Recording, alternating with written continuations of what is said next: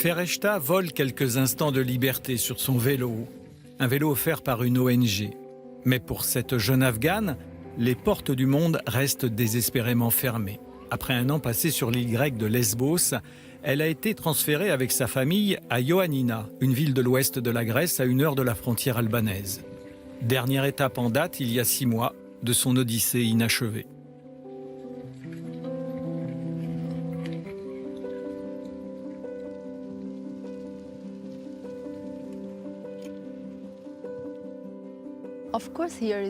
Bien sûr, la vie est moins dure ici qu'au camp de Moria. En termes de dureté, aucun endroit n'est comparable à Moria. Fereshta a vécu 1 an et demi dans le camp surpeuplé de Moria, qu'elle avait pu quitter peu avant qu'il ne soit ravagé par un immense incendie en septembre 2020.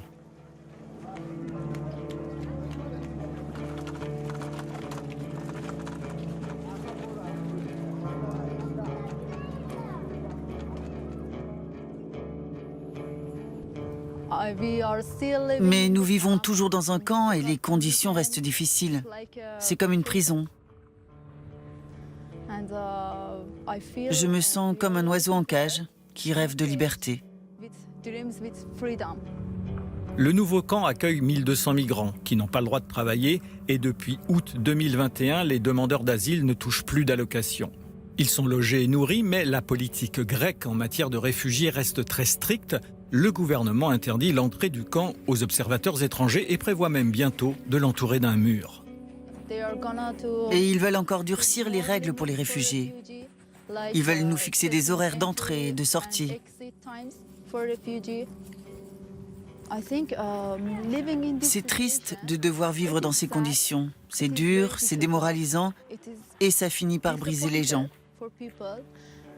Ils sont angoissés en permanence quant à leur avenir. Que va-t-il se passer? Est-ce que nous avons un avenir ou pas?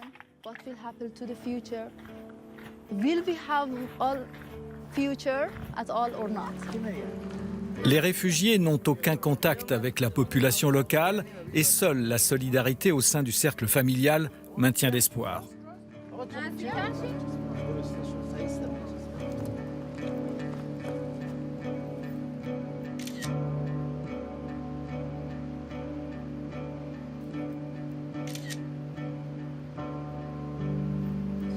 Je peux la voir?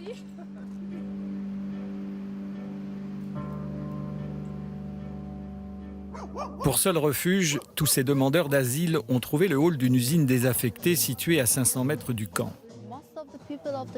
Dans le camp, la plupart des gens souffrent de dépression.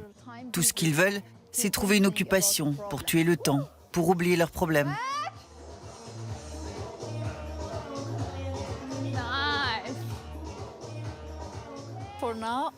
En ce moment, je donne des cours de danse et de fitness. Je ne suis pas vraiment prof de danse, je partage simplement ce que j'ai appris avec mes amis et d'autres femmes.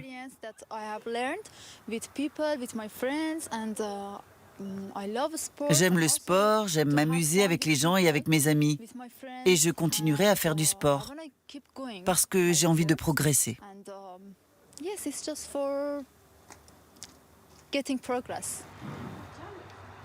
Fereshta continue aussi de donner des cours d'anglais aux femmes du camp, comme elle le faisait déjà à Moria.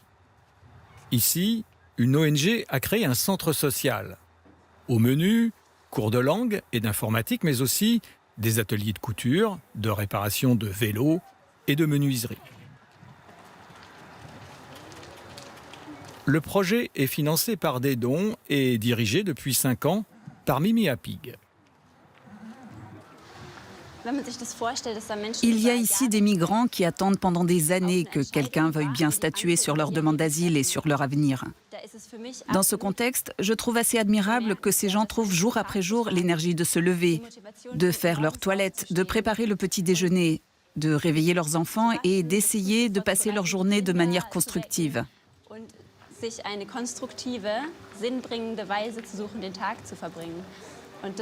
C'est pour leur offrir cette possibilité que nous sommes là.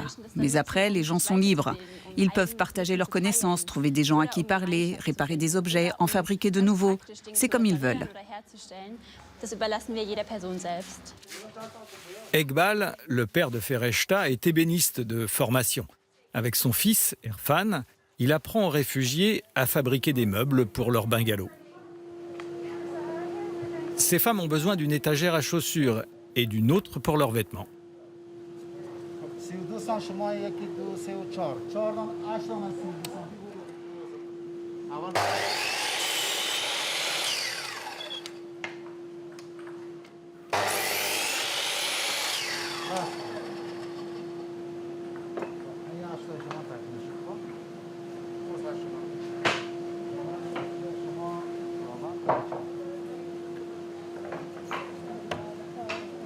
Erfan, le frère de Fereshta, caresse un rêve, c'est de devenir informaticien ou bien designer automobile. Si je ne trouve rien d'autre, je deviendrai ébéniste. Dans notre famille, on l'est de père en fils et je m'y connais bien. Donc si je ne trouve pas autre chose, je ferai ça. C'est un très bon métier. Je ne trouverai pas de travail ici. Déjà pour les Grecs, il n'y a pratiquement rien. À la limite, je pourrais faire travailleur journalier dans l'agriculture. Mais pour l'instant, il est bénévole, car de toute façon, les autorités grecques n'accordent pas de permis de travail aux demandeurs d'asile.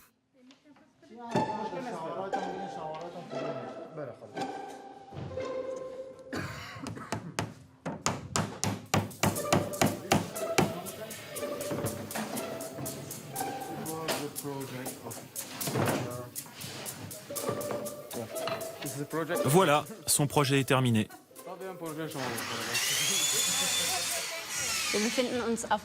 Nous sommes en Europe, dans un des continents le plus riche du monde. Ce n'est pas par manque de moyens que nous logeons ces gens dans des tentes, des conteneurs ou des camps. Nous avons assez d'infrastructures, assez de logements vacants. Nous avons les moyens d'intégrer ces gens. Or, nous ne les intégrons pas. Les conditions dans lesquelles ils sont logés relèvent d'une décision politique. C'est une volonté politique. Et pour moi, c'est le signe d'un grand manque de solidarité. Ce qu'on appelle souvent la crise des réfugiés est en fait une crise des valeurs européennes. Des valeurs comme la liberté, l'égalité, la solidarité. C'est pour faire vivre ces valeurs que nous sommes ici. La famille de Fereshta vit dans un 2 pièces. Le salon, avec sa télévision en panne, fait aussi office de chambre à coucher pour les parents. Depuis le mois d'août 2020, ils ne touchent plus leurs 200 € d'allocation mensuelle et l'argent des économies est épuisé. Alors, ils s'habillent grâce aux dons.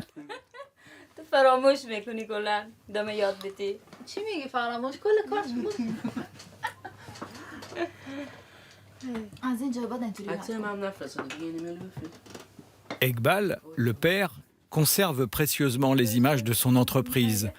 Avant l'exil, il avait 20 employés. Aujourd'hui, il ne rêve que d'une chose, pouvoir recommencer à construire des meubles. Je n'aurai aucun mal à retravailler. Je n'ai rien oublié, c'est mon métier. J'ai tout gardé en tête. Je me souviens de tous les modèles, de tous les plans. Tout ce dont j'ai besoin, c'est d'un atelier où je pourrais recommencer à travailler. Pour la famille, revoir les images de notre reportage tourné il y a 1 an et demi à Moria laisse des sentiments mitigés.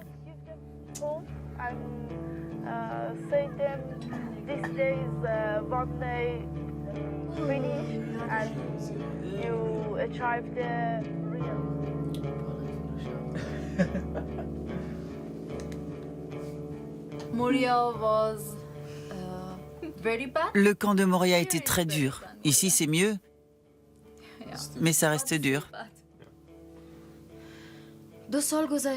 Quand je vois ces images, tous les efforts, toutes les difficultés qu'on a rencontrées me reviennent en mémoire. Dieu merci, c'est derrière nous. J'espère que la suite sera plus facile. Mais psychologiquement, il y a beaucoup de pression.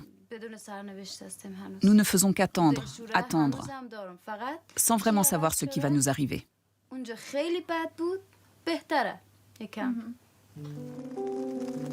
Les parents de Fereshta voulaient offrir une vie meilleure à leurs enfants, mais aujourd'hui, il leur arrive de regretter d'avoir choisi l'exil.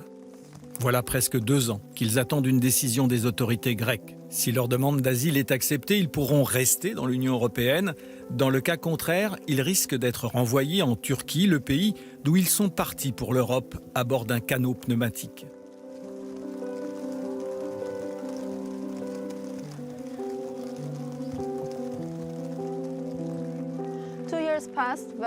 Deux ans sont passés, pendant lesquels nous avons surtout perdu notre temps. Nous n'avons reçu aucune formation, rien. Mais une chose est sûre, nous allons poursuivre notre route. Peut-être vers l'Allemagne ou le Canada, je ne sais pas. Nous ne savons pas ce qui va se passer à l'avenir. Si notre demande d'asile est refusée, nous reprendrons la route par nos propres moyens.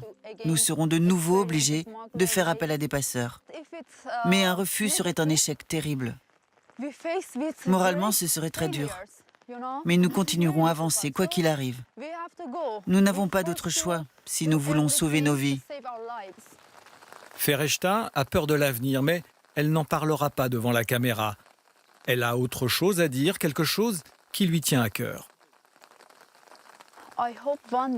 J'espère qu'un jour, tous les réfugiés n'auront plus à supporter toute cette incertitude et qu'ils pourront vivre sereinement, avec un vrai sentiment de paix,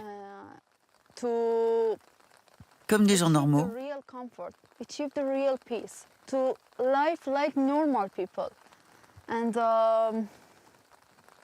Moi, je me dis toujours, bats-toi pour ton rêve, on va y arriver.